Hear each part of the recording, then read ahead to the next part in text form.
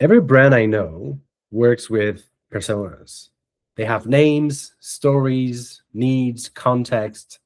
You'll hear things like, this campaign is for Sophie. She's quality driven, time poor, and cares about trust. Or this one's for Marcus. He's a father of three, pragmatic, informed, and allergic to hype. Then something strange happens.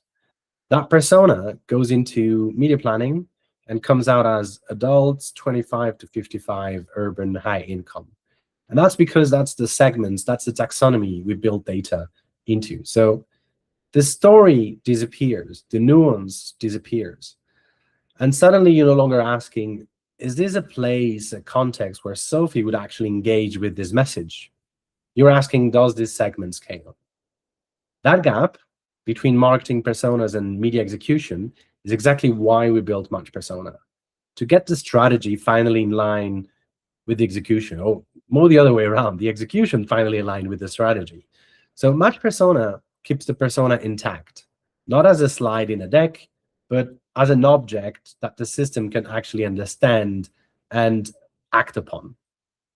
That persona then gets matched to environments where the context and the moment actually make sense. So the original idea doesn't get lost on the way to activation. MatchPersona doesn't replace marketing personas. It finally connects them to how advertising actually runs. That's why we built it.